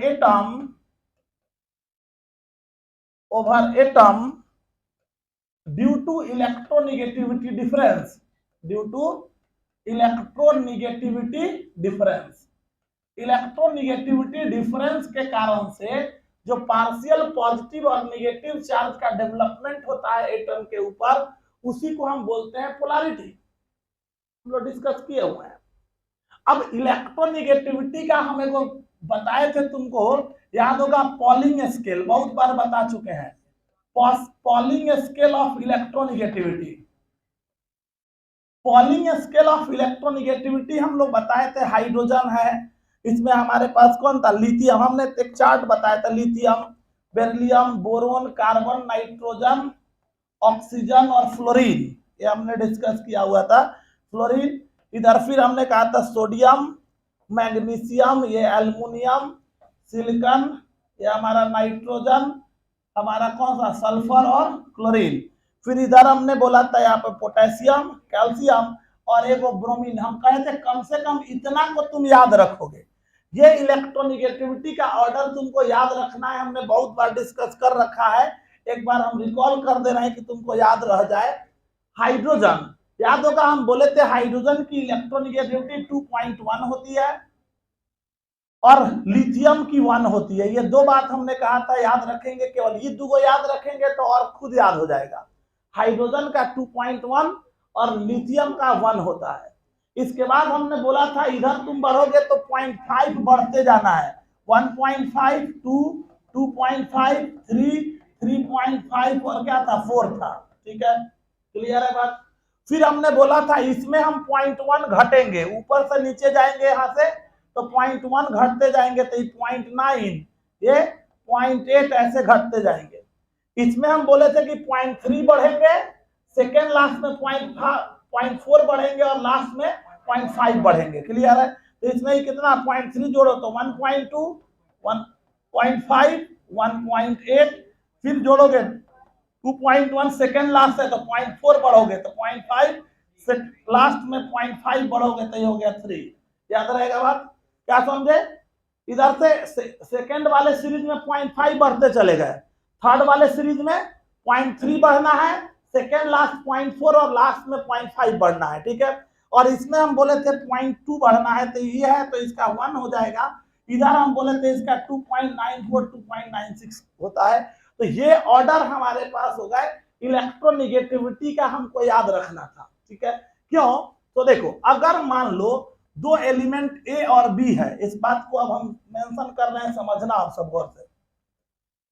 अगर दो एटम अगर ए और बी है, ए बी एक मॉलिक्यूल है, ठीक है, तो यहाँ दो केस है। केस 1, अगर electronegativity of A is equal to electronegativity of B है, दोनों की इलेक्ट्रोनिगेटिविटी सेम है, इसका मतलब है दोनों सेम का मतलब मान लो दो हाइड्रोजन है, एग्जांपल के लिए कौन सी हो गया, तो इसमें अगर जाओगे ये दोनों की इलेक्ट्रोनिगेटिविटी सेम हो गई, का मतलब क्या हुआ, जैसे एग्जांपल के लिए H2O2 Cl2 N2, ये सब क्या हो गया, ये सब वही ना हो गया, क्या दो गो एटम है ना, तो दोनों की इलेक्ट्रोनिगेटिविटी क्या हो गई, सेम हो गई। अरे हुआ ना, तो सेम हो गया तो स्वाभाविक है अगर दोनों का सेम होगा तो कोई किसी को खींच पाएगा, नहीं खींच पाएगा। इसका मतलब है इसके ऊपर कोई पोलैरिटी नहीं होगा, नो पोलैरिटी, पोलैरिटी का डेवलपमेंट नहीं होगा। और ये मॉलिक्यूल हमारे जो होंगे ये कौन होंगे, ये नॉन पोलर मॉलिक्यूल होंगे, ये नॉन पोलर मॉलिक्यूल होंगे। और दूसरा हमने कहा था केस 2, अगर इलेक्ट्रोनिगेटिविटी ऑफ एक एटम का अगर दूसरे से ज्यादा हो गया, ठीक है, तो ज्यादा होगा तो स्वाभाविक है जिसका ज्यादा होगा वो इलेक्ट्रॉन को अपनी तरफ खींचेगा, और जो खींचेगा उसके ऊपर क्या आएगा, निगेटिव चार्ज जो छोड़ेगा उसके ऊपर, और यहाँ पे पोलैरिटी का डेवलपमेंट हो गया। मतलब ये मॉलिक्यूल हमारे कौन है, ये मॉलिक्यूल हमारे पोलर मॉलिक्यूल है। समझ में आ रही बात सबको, ये मॉलिक्यूल हमारे कौन हो गए, ये हमारे पोलर मॉलिक्यूल्स हैं, ये हमारे पोलर मॉलिक्यूल्स हैं। और अगर पोलर मॉलिक्यूल की बात अगर कर लो, ये जो हम लोग डिस्कस कर रहे हैं, देखो इसका एग्जांपल के लिए अगर ले लेते हैं कोई भी, जैसे HF हो गया, HCl हो गया, HBr हो गया, यहाँ H2O हो गया, NH3 हो गया, etc कोई भी है, इन दोनों बात सबको समझ में आ रहा है। इन दोनों में डिफ्रेंशिएट किया जाएगा तो हमारे पास डिफ्रेंशिएशन यही रहा। क्या डिफ्रेंशिएशन रहा कि ये दोनों में, समझ में आ रहा है सबको, अब देखो इसमें जैसे HF ही लिखा हमने, क्या HF, तो हाइड्रोजन का इलेक्ट्रॉन नेगेटिविटी कितना है 2.1 और फ्लोरीन का इलेक्ट्रॉन नेगेटिविटी कितना है 4। तो डिफरेंस है कि नहीं इलेक्ट्रॉन नेगेटिविटी का। तो इलेक्ट्रॉन नेगेटिविटी का डिफरेंस अगर है तो उसमें पार्शियल जो ज्यादा इलेक्ट्रॉन नेगेटिव होगा, जैसे HF है तो इसका 2.1 है और इसका कितना है 4 है। तो इन दोनों में ज्यादा इलेक्ट्रॉन नेगेटिव कौन हुआ फ्लोरीन, तो ये खींचेगा, इस पे निगेटिव चार्ज आएगा और इसके ऊपर पॉजिटिव चार्ज आएगा। समझ में आ रहा है। इसी चार्ज के डेवलपमेंट को हम बोलते हैं पोलैरिटी, और जिसमें ये पोलैरिटी होगा वो मॉलिक्यूल पोलर होगा। ये समझ में आ रहा है। तो इतना बात तो समझ में आ गया कि मॉलिक्यूल पोलर और नॉन पोलर कहने का क्या मतलब हुआ। ये तो क्लियर है कि कोई भी मॉलिक्यूल पोलर कौन होंगे और कौन से मॉलिक्यूल नॉन पोलर होंगे, ये बात हमको समझ में आ रहा है। क्लियर है बात सबको। तो जो लोग नए हैं या जो लोग लिखना चाहते हैं इस बात को मेंशन करेंगे, क्योंकि इसी पे बेस्ड होकर पूरा का पूरा एक्सप्लेनेशन हम लोग लेने वाले हैं। लिख लेंगे इसको पहले। ये बात सबको समझ में आ रहा है। अब देखो, अब ये जो चार्ज सिंपल समझो कि अगर पोलैरिटी, सिंपली बात हो गई कि अगर पोलैरिटी है मॉलिक्यूल में, मतलब वो मॉलिक्यूल क्या है पोलर है। तो पोलर मॉलिक्यूल अगर उसके अंदर पोलैरिटी आ रहा है, एक एटम के अंदर पोलैरिटी है, मतलब मॉलिक्यूल है, उस मॉलिक्यूल के अंदर पोलैरिटी है, दूसरे मॉलिक्यूल के अंदर भी पोलैरिटी है। तो स्वाभाविक है पोलैरिटी के कारण से चार्ज डेवलप हुआ है, और चार्ज के डेवलपमेंट के कारण से जो चार्ज डेवलप हुआ, उस चार्ज के डेवलपमेंट के कारण से क्या हुआ, देखो चार्ज जब दोनों पे डेवलप होगा, इस बात को अगर हम वीक बॉन्ड को एक्सप्लेन करते हैं यहाँ पे देखो, एक बात और यहीं पे हम ऐड करते हुए चलते हैं। देखो अगर ये मॉलिक्यूल जो हमने कहा ये है और बी की इलेक्ट्रोनेगेटिविटी ए से ज्यादा है, तो ये खींचेगा इस पे निगेटिव चार्ज और इस पे क्या है पॉजिटिव चार्ज। दूसरा मॉलिक्यूल ऐसा ले लो जो जिसके पास ये भी क्या है ए और बी है, बी की इलेक्ट्रोनेगेटिविटी ज्यादा है ही, ये खींचा इस पे निगेटिव चार्ज यहाँ पॉजिटिव चार्ज। अब सोचो दो मॉलिक्यूल है जो पोलर है, इसके अंदर पोलैरिटी डेवलप्ड है, तो इस पे पॉजिटिव चार्ज है एक के ऊपर और एक के ऊपर क्या है, तो स्वाभाविक है निगेटिव पॉजिटिव चार्ज के बीच में क्या होगा अट्रैक्शन लगेगा, और यही अट्रैक्शन जो हमारे हैं ये कौन है वीक बॉन्ड्स है। तो वीक बॉन्ड का जो डेवलपमेंट होगा, वीक बॉन्ड का जो एग्जिस्टेंस होगा, वो वीक बॉन्ड का एग्जिस्टेंस ऐसे ही होगा। अगर मॉलिक्यूल में पोलैरिटी होगी तो उन मॉलिक्यूल्स के ऊपर जो चार्जेस हैं डिसिमिलर चार्जेस, वो चार्जेस एक दूसरे को अट्रैक्ट करेंगे, और वहां पे जो अट्रैक्शन का जो फोर्स ऑफ अट्रैक्शन वहां जो डेवलप होगा, वो फोर्स ऑफ अट्रैक्शन हमारा कौन होगा वीक बॉन्ड होगा। ये बात सबको समझ में आ रहा है, यहां तक बात समझ में आ गई। अब ये जो मॉलिक्यूल्स है जहां अट्रैक्शन का डेवलपमेंट हो रहा है, ये force of attraction weak bonds हमारे तीन तरह के होते हैं। याद होगा हम लोग पढ़े थे, ये हमारे वीक बॉन्ड तीन तरह के थे। कौन कौन, hydrogen bond, van Waal force और लंडन फोर्स। तीन फोर्स हमने पढ़ाया था केमिकल बॉन्डिंग में, याद होगा hydrogen bond, van Waal force और लंडन फोर्स, तीन फोर्स था। ठीक है, चलो तो उस बात को अगर हम यहां से रिलेट कर दे थोड़ा सा समझना। ये जो बात हमारा हो गया गौर करो, जो वीक बॉन्ड हमारे थे, सिंपल सा अगर हम अब बात को रिलेट करते हैं तो देखो हमारे जो वीक बॉन्ड है, हम समझना इसको, वीक बॉन्ड, ये वीक बॉन्ड हमारे जो होते हैं वो तीन तरह के हो गए, थ्री काइंड। ये हमारे तीन तरह के हो गए वीक बॉन्ड। कौन कौन हो गए, तो ये हमारा हो गया कौन सा, तो पहला हमारा हो गया हाइड्रोजन बॉन्ड, ये हो गया हाइड्रोजन बॉन्ड। दूसरा हो गया हमारा वैन डर वाल फोर्स, वैन डर वाल फोर्स। और तीसरा हमारा हो गया लंदन फोर्स और डिस्पर्सन फोर्स, लंदन फोर्स और dispersion force, dispersion force. Clear है बात, तो आप समझ लेना इसको। हम ज्यादा एक्सप्लेनेशन नहीं देने वाले, जितना जरूरत है उतना हम बता रहे हैं। इससे ज्यादा जरूरत होगी तो केमिकल बॉन्डिंग वाले क्लासेस के नोट्स को रिकॉल करोगे, वहां पे तुमको सामने सारा बात दिख जाएगा। हम यहाँ जितना काम का चीज है उतना हम बता दे रहे। देखो हाइड्रोजन बॉन्ड, समझना इसको, तीन तरह का हो गया, हाइड्रोजन बॉन्ड, वैंडरवाल फोर्स और लंदन फोर्स। पहले हम लंदन फोर्स को छांट देते हैं, ठीक है। इसमें ऐसे समझो दिमाग में, जो बॉन्ड पोलैरिटी के कारण डेवलप होता है उसको बोलते हैं हम लोग कौन सा, लंदन। जो बॉन्ड हमारा पोलैरिटी से डेवलप होगा वो हमारे एक होंगे हाइड्रोजन बॉन्ड और दूसरे हमारे होंगे वैंडरवाल फोर्स, ठीक है। मतलब पोलर मॉलिक्यूल्स में एग्जिस्ट होगा। मॉलिक्यूल दो तरह का था ना, एक पोलर था और एक नॉन पोलर। तो पोलर मॉलिक्यूल में जो फोर्स लगेगा वो ये दोनों लगेंगे, और जो नॉन पोलर मॉलिक्यूल में एग्जिस्ट होगा वो लंदन फोर्स, क्योंकि हम बताए थे ये डिस्पर्सन से लगता है, यहाँ पोलराइजेशन नहीं होता। एक अलग से केस था जो मॉलिक्यूलर और वाइटल थ्योरी के थ्रू हम एक्सप्लेन किए थे। तो यहाँ जो केस लगेगा ये डिस्पर्सन से लगता था, तो उतना नहीं, सीधा याद रखना है एक लाइन में, ये एग्जिस्ट करता है किसके बीच में, exist between non polar molecules. जितने भी नॉन पोलर मॉलिक्यूल्स होंगे उसमें ये एग्जिस्ट करेगा।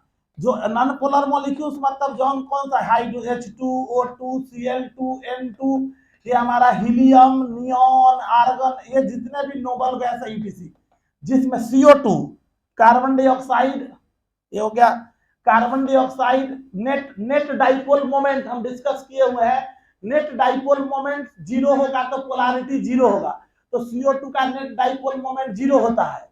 कार्बन डाइसल्फाइड, इसका भी नेट डाइपोल मोमेंट जीरो होता है, न्यू नेट जीरो होता है। इस कारण से ये सारे मॉलिक्यूल नॉन पोलर है, और जो मॉलिक्यूल नॉन पोलर है उसमें जो बॉन्ड एग्जिस्ट करेगा वो लंदन फोर्स होगा या डिस्पर्सन फोर्स होगा। ये पहला बात याद रहेगा। दूसरी बात अगर करोगे तो अभी इतना ही बात को दिमाग में रखना है, सीधा दिमाग में क्या बैठा लिए, मॉलिक्यूल दो तरह का, पोलर और नॉन पोलर को हम समझ पा रहे हैं, जहां कोई चार्ज का डेवलपमेंट नहीं होगा तो स्वाभाविक है उसमें लंदन फोर्स लगेगा, ठीक है। अब आ जाओ पोलर। अब पोलर में पोलैरिटी का डेवलपमेंट हो रहा है, उसमें पहले एक स्पेशल केस छांट देते हैं, हाइड्रोजन और फोन। ये एग्जिस्ट करता है, एग्जिस्ट बिटवीन पोलर मॉलिक्यूल्स, मतलब ये between hydrogen and phone of polar molecules, ऐसा लिख दो, याद रहेगा, पोलर मॉलिक्यूल। इसको याद रखने का सिंपल इतने दिमाग में रखोगे, किसके बीच में मॉलिक्यूल पोलर होना चाहिए पहला, और दूसरा वो जो फोर्स लगना चाहिए वो याद रखोगे हाइड्रोजन और फोन होना चाहिए। कौन, फोन। फोन से मोबाइल फोन याद रखेगा, और फोन मतलब फ्लोरीन ऑक्सीजन नाइट्रोजन याद रखेगा। फोन मतलब तो फ्लोरीन ऑक्सीजन नाइट्रोजन हो, और वो अगर हाइड्रोजन से कंबाइन कर रहा हो तो डेफिनेटली वो हमारा क्या होगा, हाइड्रोजन बॉन्ड होगा, ठीक है। जैसे एग्जांपल के लिए हम अगर बात कर रहे जैसे HF हो गया, यहाँ पे H2O हो गया, NH3 हो गया, ये सारे मॉलिक्यूल्स हो गए, ठीक है। जैसे HF है, समझो HF है, फ्लोरीन का अभी देखे थे कितना था इलेक्ट्रॉन, ये देखो 4 है, और इसका 2.1 है, तो ये ज्यादा है तो खींचा, इस पे निगेटिव इस पे पॉजिटिव। फिर अगला मॉलिक्यूल ले लो HF, ये खींचेगा यहाँ निगेटिव यहाँ पॉजिटिव, फिर अगला मॉलिक्यूल ले लेगा, ये खींचेगा यहाँ निगेटिव यहाँ पे, इस पे निगेटिव यहाँ पे पॉजिटिव। अब यहाँ जो अट्रैक्शन लगेगा, ये अट्रैक्शन कौन सा है, ये किसके बीच में लगा, चेक कर दो, अरे किसके बीच में लगा, हाइड्रोजन और फोन में से एगो है, फोन में से फ्लोरीन है ना, तो इस कारण से ये जो बॉन्ड है ये हमारा बॉन्ड कौन होगा, ये बॉन्ड हमारा हाइड्रोजन बॉन्ड है। कौन है, हाइड्रोजन बॉन्ड। समझ में आ रहा है बात।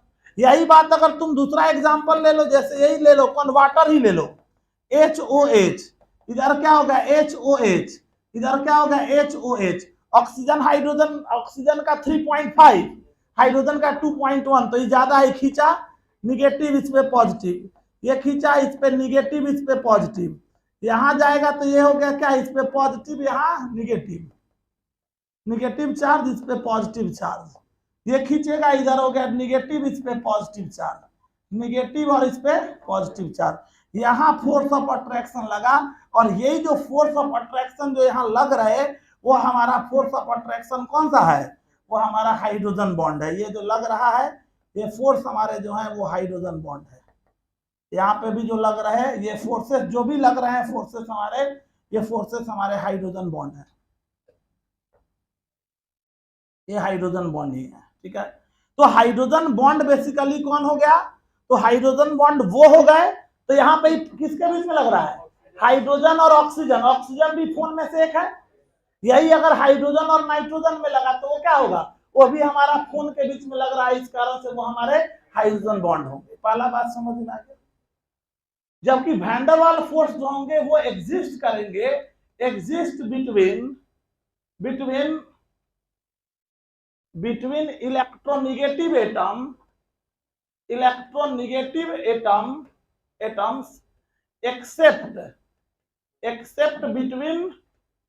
except between hydrogen and phone.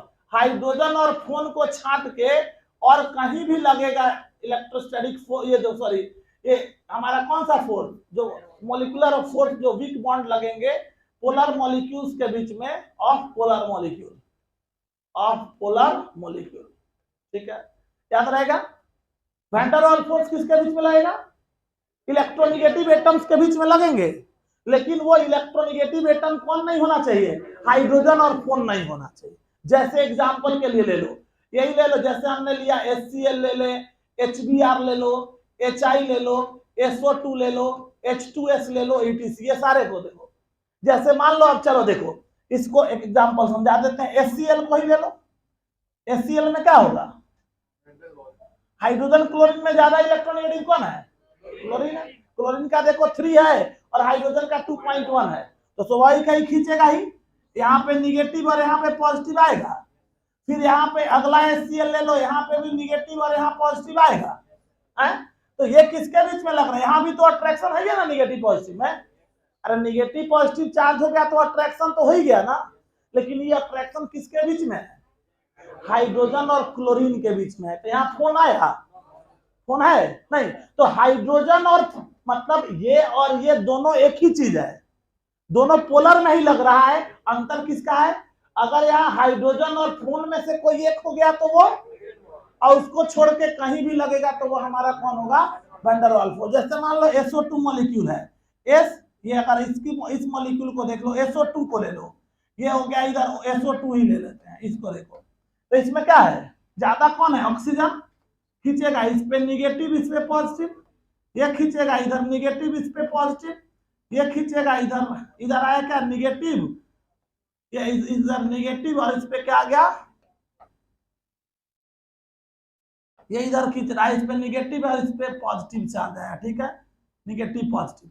अब सोचो यहाँ चार्ज किसके, इस निगेटिव पॉजिटिव में, ये किसके बीच में लग रहा है, इस निगेटिव पॉजिटिव में, तो यहाँ किसके बीच में है, हाइड्रोजन और फोन है नहीं है, तो कौन सा फोर्स होगा, तो सिंपल इतने बर्दाश्त कर लेना है, कौन चीज, नॉन पोलर अगर रहेगा तो लंदन फोर्स, अब पोलर रहेगा तो भाई ऐसे सिंपल अब दिमाग में बैठाओ, अगर नॉन पोलर मॉलिक्यूल रहेगा तो लंदन फोर्स, अब पोलर मॉलिक्यूल रहेगा तो उसमें van der Waals force, excluding hydrogen and FON. Simple, hydrogen और फोन आ गया तो हाइड्रोजन बॉन्ड में चला जाएगा, और उसको छोड़ के कोई भी रहेगा तो वो हमारा वैंडरवाल फोर्स रहेगा। इतना बात याद रहेगा। अब 3 तरह के ये बॉन्ड होंगे तो मॉलिक्यूलर सॉलिड भी 3 तरह का हो जाएगा, तो इसको हम डिस्कस करते हैं, इसको थोड़ा सा मेंशन कर लोगे, आसानी से समझ में आ जाएगा ये बात। तो वीक बॉन्ड को तुम आसानी से मेमोराइज कर सकते हो सिंपल बात से, polar molecule, non polar molecule, जितने भी नॉन पोलर मॉलिक्यूल्स होंगे उसमें लंदन फोर्स लगेगा, और जो पोलर मॉलिक्यूल्स हैं उसमें हमारे पास लगने वाला है वैंडरवाल फोर्स। उस वैंडरवाल फोर्स में एक स्पेशल केस हो गया, कौन सा, हाइड्रोजन और फोन का। समझ में आ रहा है बात, ये भी पोलर मॉलिक्यूल, ये भी पोलर मॉलिक्यूल, दोनों में अंतर क्या है, हाइड्रोजन और फोन कहीं दिख जाए तो मतलब हाइड्रोजन एक एटम जो फोर्स लग रहा हो उसमें से एक एटम हाइड्रोजन हो और एक एटम फ्लोरीन, ऑक्सीजन, नाइट्रोजन में से कोई भी हो तो बॉन्ड हाइड्रोजन बॉन्ड कहेंगे। क्लियर है। इसके अलावा सारा बात जो भी बचेगा वो सारा वैंडरवाल फोर्स में चला जाएगा। ठीक है, बहुत सारा बुक इस कारण से हाइड्रोजन बॉन्ड को वैंडरवाल फोर्स में ही लिखता है, स्पेशल काइंड ऑफ वैंडरवाल फोर्स करके। क्लियर है बात। तो हाइड्रोजन बॉन्ड एक स्पेशल केस है वैन डर वाल्स फोर्स का। ये बात सबको समझ में आ रहा है? यहां तक बातें समझ में आ रही सबको? अब क्योंकि सोचो फोर्स ऑफ अट्रैक्शन चार तरह का दिखा शुरू में, तो क्रिस्टलाइन सॉलिड चार तरह का हुआ। अब यहां क्या दिख रहा है? वीक बॉन्ड हमारा तीन तरह का है। तो अगर हमारे वीक बॉन्ड तीन तरह के होंगे तो मोलिकुलर सॉलिड भी तीन तरह का हो जाएगा। तो हमारे पास मोलिकुलर सॉलिड जो होंगे वो तीन तरह के होंगे। पहला एक हाइड्रोजन बॉन्ड से बना हुआ, एक दूसरा जिसमें वैन डर वाल्स फोर्स हो, और तीसरा जिसमें डिस्पर्सन फोर्स हो। क्लियर है बात? तो जो हाइड्रोजन बॉन्ड से बनेंगे उसको हम बोलेंगे हाइड्रोजन बॉन्ड क्रिस्टल। क्या बोलेंगे? Hydrogen bond crystal. जैसे आइस, बर्फ, उसमें कौन सी है? वाटर है। तो वाटर के बीच में कौन सा फोर्स लगा? Hydrogen bond. तो हम कहेंगे आइस कैसा सॉलिड है? तो हम कहेंगे मॉलिक्यूलर सॉलिड है। अब पूछेगा कि मॉलिक्यूलर सॉलिड में कैसा सॉलिड है? तो हम बोलेंगे वो हाइड्रोजन बॉन्ड क्रिस्टल है। समझ में आ रहा बात? क्या है वो? हाइड्रोजन बॉन्ड क्रिस्टल है। क्लियर? यही अगर तुमसे पूछ देंगे कि SO2 सल्फर डाइऑक्साइड कैसा सॉलिड है, तो हम बोलेंगे मॉलिक्यूलर सॉलिड है। मॉलिक्यूलर सॉलिड में कैसा सॉलिड है? तो बोलेंगे पोलर सॉलिड है। समझ में आ रहा बात? हाइड्रोजन बॉन्ड क्रिस्टल, उसको छोड़ के जितना है सबको हम पोलर सॉलिड बोलेंगे, और जो नॉन पोलर वाला है उसको बोलेंगे नॉन पोलर सॉलिड। समझ में आ रहा है बात? तो चलो, हमारे सॉलिड हो गए तीन तरह। वीक बॉन्ड के कारण से हमारे जो मॉलिक्यूलर सॉलिड हो गए, मॉलिक्यूलर सॉलिड हमारा तीन तरह का हो गया। मॉलिक्यूलर सॉलिड जो हमारा हो गया ये तीन तरह का हो गया, थ्री काइंड। मॉलिक्यूलर सॉलिड हमारे तीन तरह के हो गए। क्यों? क्योंकि फोर्स ऑफ अट्रैक्शन तीन तरह का हुआ, वीक बॉन्ड तीन तरह का हुआ। पहला हो गया इसमें hydrogen bond crystal, hydrogen bond crystal. दूसरा ये हाइड्रोजन बॉन्ड क्रिस्टल। दूसरा हमारे पास हो गया कौन सा? तो ये हमारा हो गया पोलर सॉलिड। और तीसरा जो हमारा होगा वो हो गया नॉन पोलर सॉलिड। तब नाम से ही तुमको सारा बात क्लियर हो रहा है। नॉन पोलर सॉलिड मतलब नॉन पोलर मॉलिक्यूल का बना हुआ है, और नॉन पोलर मॉलिक्यूल में फोर्स ऑफ अट्रैक्शन कौन है? London force. तो यहाँ जो फोर्स ऑफ अट्रैक्शन होगा, इसका फोर्स ऑफ अट्रैक्शन हमारा कौन होगा? लंडन फोर्स होगा। ये लंडन फोर्स हो गया। ये हमारे जो हो गए ये लंडन फोर्स हो गए। और इस कारण से ये हमारे जो सॉलिड, तो जितने भी ये हो गए H2, Cl2, O2, N2, ये जितना भी हमने हीलियम, नियॉन, etc, ये सारे के सारे जो गए ये सॉलिड हमारे क्या होंगे? नॉन पोलर होंगे। ये CO2, ये सारे के सारे हमारे कौन है? CO2 क्यों था नॉन पोलर? याद होगा हम बताए थे CO2 का शेप लीनियर होता है, हाइब्रिडाइजेशन जब पढ़ाए थे। तो ये हमारा जब खींचेगा ऑक्सीजन, इधर न्यू और इधर खींचाइए न्यू, और दो वेक्टर अगर 180 डिग्री पे आमने सामने अपोजिट वेक्टर हो तो कैंसिल होकर न्यू नेट क्या होता है? जीरो हो जाता था। इस कारण से नॉन पोलर होते थे। तो बहुत डिटेल में इन सारी बातों को डिस्कस किया है, उतना दिमाग दौड़ाने का जरूरत नहीं है। बस इतना जस्ट अगर दिमाग में रखते हो जितना बता रहे हैं इतना काफी होगा डिफ्रेंशिएट करने के लिए कि कौन कौन सा सॉलिड होने वाला है। तीसरा, यहाँ जो फोर्स ऑफ अट्रैक्शन होगा हाइड्रोजन बॉन्ड क्रिस्टल में, यहाँ फोर्स ऑफ अट्रैक्शन हमारे कौन होंगे? ये हमारे हाइड्रोजन बॉन्ड होंगे। कौन होंगे? हाइड्रोजन बॉन्ड होंगे। स्वाभाविक है इसमें अगर हम जाएंगे तो यहाँ पे हमारा फोर्स ऑफ कौन सा मॉलिक्यूल, जैसे हमने कहा H2O, अल्कोहल में हाइड्रोजन बॉन्डिंग होता है। ये हमारे कौन हो गए? जो अभी बोला हाइड्रोजन फ्लोराइड हो गए। इसके अलावा तुम मॉलिक्यूल में जाएगा तो तुम्हारे पास कौन हो गया? अमोनिया हो गया, 1 डिग्री एमिन्स, ये सब हो गए। मतलब कहीं पे भी अगर तुमको हाइड्रोजन बॉन्डिंग का चांसेस दिखेगा तो हाइड्रोजन बॉन्ड क्रिस्टल्स होंगे। क्लियर है? जबकि अगर पोलर सॉलिड की बात करोगे तो यहाँ जो फोर्स ऑफ अट्रैक्शन होगा वो फोर्स ऑफ अट्रैक्शन किसमें होगा? तो वो फोर्स ऑफ अट्रैक्शन यहाँ वैन डर वाल्स फोर्स होंगे। और वैन डर वाल्स फोर्स से लगने वाले फोन को हटा के सारे हो गए।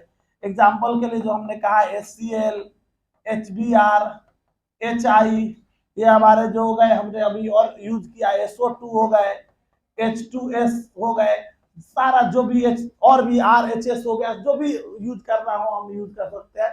कॉमन डिफरेंशिएशन मॉलिक्यूलर सॉलिड का यही हो गया।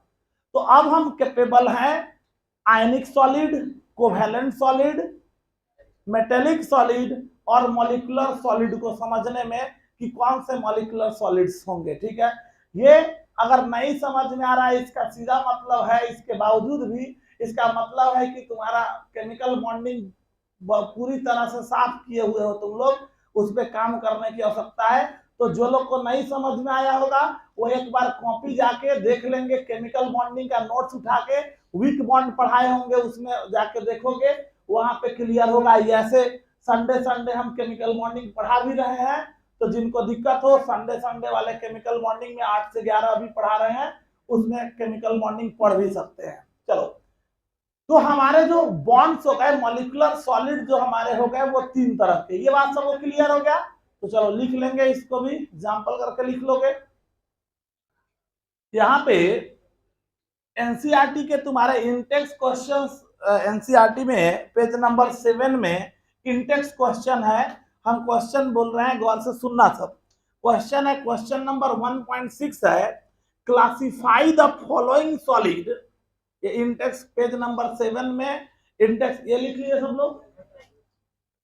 चलो देखो यहाँ पे एग्जाम्पल के कुछ क्वेश्चन जो हमने अभी बोला, ये पेज एनसीईआरटी का, एनसीईआरटी में जाओगे तो यहाँ पे पेज नंबर जो तुम्हारा है, इसमें पेज नंबर 7 है, इसमें इंडेक्स क्वेश्चन है। ठीक है, इंडेक्स क्वेश्चन 1.6 है। क्वेश्चन क्या कर रहा है, गौर करो सुनोगे। क्वेश्चन है, classify the following solid in different category based on the nature of intermolecular force of attraction operating between them. समझ में आ रहा है? Force of attraction, intermolecular force of attraction क्या लग रहा है, उसके अनुसार सॉलिड को कैटेगराइज करना है। पहला इसमें है हमारे पास पोटेशियम सल्फेट है, K2SO4 है, इसमें हमारे पास टीन है, यहाँ पे हमको बेंजीन दिया हुआ है, यहाँ पे यूरिया NH2CONH2 यूरिया दिया हुआ है, यहाँ पे हमारे पास अमोनिया दिया हुआ है, यहाँ पे हमको वाटर दिया हुआ है, जिंक सल्फाइड दिया हुआ है, यहाँ पे ग्रेफाइट दिया हुआ है, ग्रेफाइट, यहाँ पे रुबिडियम दिया हुआ है, यहाँ पे हमारे पास दिया हुआ है आर्गन, और आर्गन ये हमारे जो दिया है यहाँ पे आर्गन दिया हुआ है, और इसके साथ साथ इसमें दिया हुआ है सिलिकॉन कार्बाइड। ठीक है, अब कहता है कि इसको क्लासिफाई करना है कि कौन कौन सा सॉलिड है, तो हम क्लासिफाई कर सकते हैं कि नहीं। चलो, पहला सॉलिड हमारा कौन था, आयनिक। आयनिक सॉलिड में कौन सी था, मेटल और नॉन मेटल। तो मेटेलिक पार्ट मेटल दिख गया, ही +2 और SO4 -2, मतलब ये कौन सा सॉलिड है, आयनिक सॉलिड है, ये आयनिक सॉलिड है। ठीक है, समझ में आ रही बात। ये जो सॉलिड हो गया, मतलब हम ऐसे बाहर करके लिख देते हैं, ये हमारे आयनिक सॉलिड है। मतलब आयनिक सॉलिड की बात कर लो तो आयनिक सॉलिड हमारा कौन हो गया, तो हमारा K2SO4 आयनिक सॉलिड हो गया। आयनिक होने के लिए क्या, मेटेलिक और नॉन मेटेलिक पार्ट होना चाहिए। याद जाओ कौन सी है, जिंक Zn+2 मेटल, और सल्फर हमारा non metal. Metal non metal, metal और नॉन मेटल से भी क्या हो गया, आयनिक सॉलिड हो गया। ZnS ये हमारा आयनिक सॉलिड हो गया। क्लियर है। अब इसके बाद हमारे पास बात करोगे कोवैलेंट सॉलिड। कोवैलेंट सॉलिड, तो कोवैलेंट सॉलिड, और देखो मॉलिक्यूलर सॉलिड मॉलिक्यूल्स में बात करेंगे। कोवैलेंट सॉलिड मतलब कोवैलेंट कौन है, जैसे ग्रेफाइट हो गया, नहीं बेंजीन क्या है, एक मॉलिक्यूल है। अमोनिया क्या है, मॉलिक्यूल है। ये क्या, यूरिया मॉलिक्यूल है। ये सब मॉलिक्यूल है। तो मॉलिक्यूल में जो फोर्स लगेगा वो कौन सी लगेगा, वो मॉलिक्यूलर सॉलिड होगा। डिफरेंशिएशन समझ में आ रहा है ना। जैसे ग्रेफाइट, ग्रेफाइट कौन सी का बना है, तो ढेर सारा कार्बन है, समझ में आ रहा बात, तो वो कौन सी, वो कोवैलेंट है। याद करो सिलिकॉन कार्बाइड SiC हमने वहां लिखा था, वो क्या है, हमारा कोवैलेंट सॉलिड है। तो ये जो हमारे हो गए, ये हमारा कौन हो, ग्रेफाइट। ग्रेफाइट हमारा है, ये SiC ये हमारे क्या हो गए, ये हमारे कोवैलेंट सॉलिड है। यही बात अगर तुम बात करो किसका, मेटेलिक सॉलिड का, तो मेटेलिक सॉलिड हमारा कौन हो गया, तो ये हमारा कौन हो गया, रुबिडियम। ये कौन सी है, मेटल है। टीन क्या है, मेटल है। तो ये हमारा क्या हो गया, SN, रुबिडियम, ये हमारे क्या हो गए, ये सारे के सारे, ये दोनों हमारे क्या हो गए, मेटेलिक सॉलिड हो गए। अब बात आता है कौन सा, मॉलिक्यूलर। तो बचा हुआ जितना है सारा का सारा क्या हो गया, मॉलिक्यूलर सॉलिड है। समझ में आया। अब मॉलिक्यूलर सॉलिड में तुमको डिफरेंशिएट करना हो ये सारी बातें थ्योरेटिकल दिख रहा है, एनसीईआरटी के पार्ट है, इसका मैंने इतना डिटेल में बताया है। जनरली ये सब स्किप कर दिया जाता है, सीधा direct unit cell crystal system बता के थोड़ा खुश करके छोड़ दिया जाएगा, और इसके क्वेश्चन जनरली तुम मिस करोगे। इतना सुनने और समझने के बाद भी तुमको कंफ्यूजन क्रिएट हो रहा होगा, तो सोचो कि जो लोग पढ़वे नहीं करेगा वो तो पूरे साफ रहेगा। अरे बात समझ में आ रहा ना? तो ये चीज पहला हमको क्या सोचना था, मेटल नॉन मेटल का पार्ट है तो आयनिक हो गया, ये तो समझ में आ गया। उसमें कोवेलेंट कोवेलेंट लिंकेज है, जैसे ग्रेफाइट, क्वार्ट्ज, ये सब क्या है, क्वार्ट्ज में सिलिकॉन कोवेलेंट बॉन्ड बना रहे हैं। हमारे पास कौन हो गया ग्रेफाइट या डायमंड, उसमें क्या है कार्बन बॉन्ड बना रहा है। सिलिकॉन कार्बाइड, कार्बन का एक ग्रुप का ही है, वो सारा एक दूसरे से जुड़ा हुआ है, तो वो सारे के सारे हमारे कोवेलेंट हो गए। मेटल या एलवाइज होगा तो कहां जाएगा, वो मेटेलिक सॉलिड में। अब मॉलिक्यूलर में जाओगे तो ये जितना हमारा कौन जिसको घेर रहे, बेंजीन, यूरिया, अमोनिया, वाटर, ये आर्गन, ये सारे हमारे क्या हो गए, ये हमारे मॉलिक्यूलर हो गए। इसमें किसी को दिक्कत है? आर्गन कौन सी है, इतना अलगला खा रहे, आर्गन कौन सी है, नॉन पोलर सॉलिड हो गया, अभी बताए हैं। आर्गन कौन सी है, नॉन मेटल है। अरे आर्गन इनर्ट गैस है रे, इनर्ट गैस में कौन सी लगेगा, इनर्ट गैस में बोले ना कि उसमें क्या फोर्स लगेगा, कुछ नहीं लगे तो लंडन फोर्स लगेगा, तो वो कौन सी हो गया, नियॉन, आर्गन, हीलियम, ये सब कौन सी है, सारे इनर्ट गैसेस कहाँ जाएंगे, नॉन पोलर सॉलिड में भी अगर जाएंगे तो कौन होंगे, वो हमारे नॉन पोलर सॉलिड होंगे। मॉलिक्यूलर सॉलिड में वो नॉन पोलर सॉलिड होंगे। ये सब बातें दिमाग में रखोगे, इसका नाम एग्जांपल क्लियरिफाई कर दे रहे हैं, ठीक है, ये समझो इसको। अब देखो ये water, hydrogen bond crystal, ammonia hydrogen bond crystal, ये पोलर हो गए, तो जहां यूरिया पोलर हो गया, तो पोलर होने के कारण से ये पोलर सॉलिड। ये बेंजीन, कोई फोर्स ऑफ कार्बन हाइड्रोजन, कोई अट्रैक्शन नहीं, वो नॉन पोलर। जितने भी हाइड्रोकार्बन होते हैं, हाइड्रोकार्बन ऑलमोस्ट नॉन पोलर होते हैं। समझ में आ रहा है? क्यों? क्योंकि कार्बन का इलेक्ट्रोनेगेटिविटी 2.1, सॉरी 2.5, और हाइड्रोजन का 2.1, तो डिफरेंस बहुत कम है। इस कारण से वो ऑलमोस्ट क्या होते हैं, नॉन पोलर। तो जो नॉन पोलर होंगे वो कौन सा सॉलिड, नॉन पोलर। अरे बात सबको समझ में आए ना? तो सॉलिड को डिफरेंशिएट कर सकते हैं कि नहीं, ये बात सबको क्लियर हो गया। तो ये जो हो गया, ये आयनिक, कोवेलेंट, मेटेलिक और मॉलिक्यूलर जितना घेर दिए वो मॉलिक्यूलर था। इस क्वेश्चन में हम आशा करते हैं सबको समझ में आ गया होगा, ठीक है। चलो उसके बाद सेकंड क्वेश्चन है, हम रिपीट, अगला क्वेश्चन रिपीट कर रहे, सुनना क्वेश्चन गौर से सुनोगे। क्वेश्चन है, क्वेश्चन सुनना तो, solid A is a hard is very hard. एक सॉलिड ए है जो वेरी हार्ड है, तो हमको आगे जाने का जरूरत नहीं पड़ता। सबसे ज्यादा हार्डेस्ट कौन होता है, कोवैलेंट सॉलिड। काम यही खत्म हो जाता है अगर हमने बता रखा है और उसको अच्छे से सुने हो तो। है solid A is a very hard electrical insulator in solid as well as molten state, melts at extremely high temperature. What type of solid is it? Covalent solid. समझ में आ गया बात?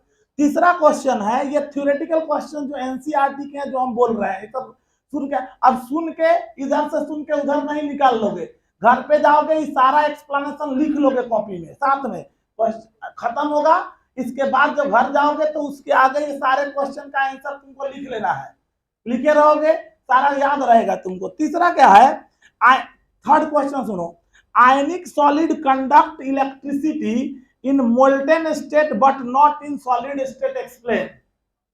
तो हम बताए हुए हैं, जब वो मोल्टेन स्टेट में थे तो आयन फ्री था, and free ions are the good conductor of electricity.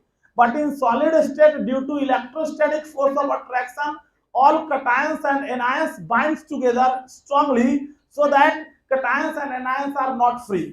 और अगर फ्री नहीं होंगे तो इलेक्ट्रिसिटी का कंडक्शन करने में वो कैपेबल नहीं होंगे। समझ में आ गई बात? अगला क्वेश्चन है 1.9, इसका लास्ट क्वेश्चन है, what type of solid are electrical conductor, malleable and ductile. तो जैसे ही मैलिएबल डक्टाइल आ गया मतलब समझ गए कि वो मेटेलिक सॉलिड है। सबको बात समझ में आ गया? ये बात सबको क्लियर है? तो हम सॉलिड को क्लासिफाई कर सकते हैं, कितने तरह के सॉलिड हैं, इसमें अब हमको दिक्कत नहीं होना चाहिए। ये बात सबको क्लियर हो गया? सबको क्लियर है? चलो, अब बात हम यहां से आगे बढ़ रहे हैं। अगला बात अब आता है, हम जब क्रिस्टलाइन सॉलिड के बारे में पढ़ रहे हैं तो क्रिस्टलाइन सॉलिड के स्ट्रक्चर को समझना हमारे लिए इंपॉर्टेंट है कि स्ट्रक्चरली वो किस चीज के बने हुए हैं। अभी तक तो हम बाहर से समझे, उनके फिजिकल स्टेट को देख के समझे, अट्रैक्शन को देख के समझे। अब क्रिस्टलाइन सॉलिड के स्ट्रक्चरल एनालिसिस को हम लोग अब समझने का प्रयास करने वाले हैं। ये इंटेक्स क्वेश्चन 1.6 टू 1.9 घर पे अपने से अब इसका आंसर सब अपने से लिख सकते हो, सब लोग लिख लोगे। चलो, अब हम आगे बढ़ रहे हैं अगले टॉपिक की तरह। ये लिखोगे, इसको लिखना चाहो तो ये वाला लिख लोगे, और सब तो एक्सप्लेनेशन बेस्ड था, ये इसको डिफरेंशिएट करके लिख लोगे। इसमें ये हाइड्रोजन बॉन्ड क्रिस्टल, ये पोलर, ये और ये नॉन पोलर, क्लियर? और डिफरेंशिएट किए मॉलिक्यूलर में तो, ठीक है। सेम क्वेश्चन एक्सरसाइज में जाओगे तो उस तरह का क्वेश्चन वहां पे मिल सकता है। सबको क्लियर है? चलो, अब हम आगे बढ़ रहे हैं किसकी तरफ? तो structural analysis of crystalline solid, ठीक है। तो चलो हेडिंग डाल देते हैं हम लोग, हेडिंग डाल देते हैं हम लोग क्या? स्ट्रक्चरल एनालिसिस ऑफ, हेडिंग डालोगे स्ट्रक्चरल एनालिसिस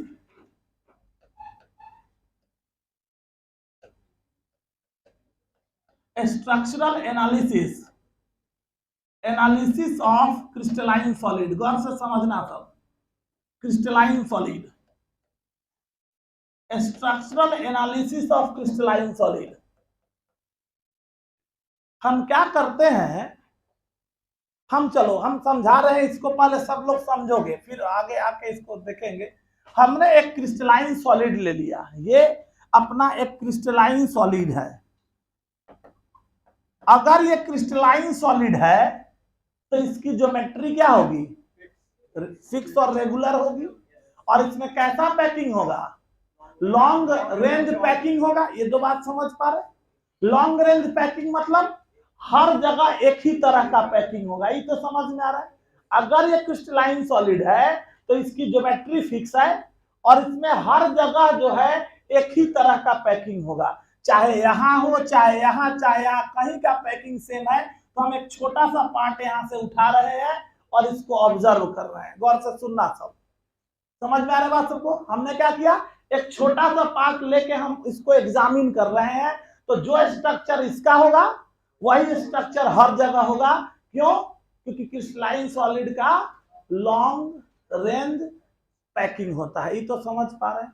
जब हम इस स्ट्रक्चर को देखने जाते हैं तो इसका स्ट्रक्चर कुछ इस तरह से दिखता है। हम पहले बना रहे हैं, फिर इसके बाद समझाते हैं। गौर करना और समझना सबको।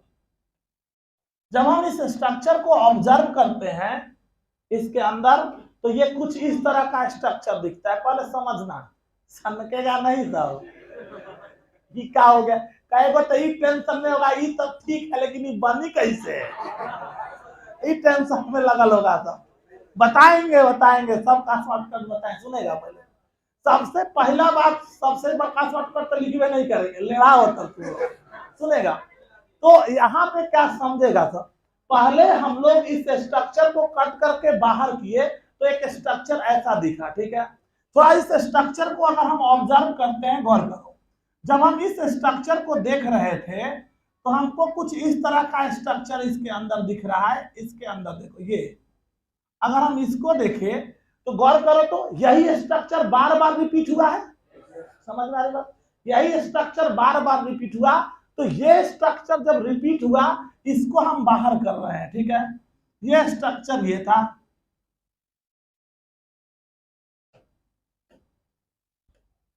ये स्ट्रक्चर जो हमारे पास है वो स्ट्रक्चर ये है, ये स्ट्रक्चर हो गया ये, ठीक है। इस स्ट्रक्चर को जब हम ऑब्जर्व कर रहे होंगे, देखो समझ में आया बात सबको? पहला बात, जब ये पूरे क्रिस्टलाइन सॉलिड को देखे तो ऐसा स्ट्रक्चर दिखा। इससे एक स्ट्रक्चर को हम बाहर निकाले तो ये स्ट्रक्चर। अब जब इस स्ट्रक्चर को तुम देखोगे एक्चुअल में, तो ये स्ट्रक्चर तुमको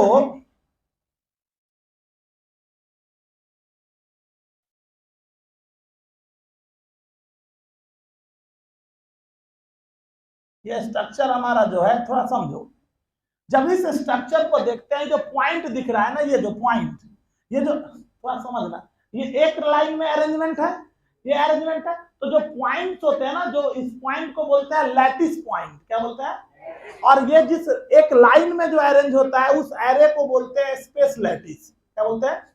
जैसे ये सारा देखो, एक एटम, दो एटम, तीन एटम, चार एटम, पांच एटम, ऐसे अरेंज है सिस्टम से। तो ये जो लाइनिंग, एक लाइन में जितने एटम सिस्टमेटिकली अरेंज होते हैं उसको बोलते हैं स्पेस लैटिस। लाइन सब बोल रहा है, सुनते चलना। और एक एक पॉइंट को बोलते हैं लैटिस पॉइंट, क्या बोलते हैं। और ये एक्चुअल में है क्या, वो एटम का सेंटर है क्या। तो देखो, जब हम इस एटम को इसको हम ऑब्जर्व कर रहे थे, इस स्ट्रक्चर को, ये स्ट्रक्चर कुछ इस तरह का स्ट्रक्चर है एक्चुअल में।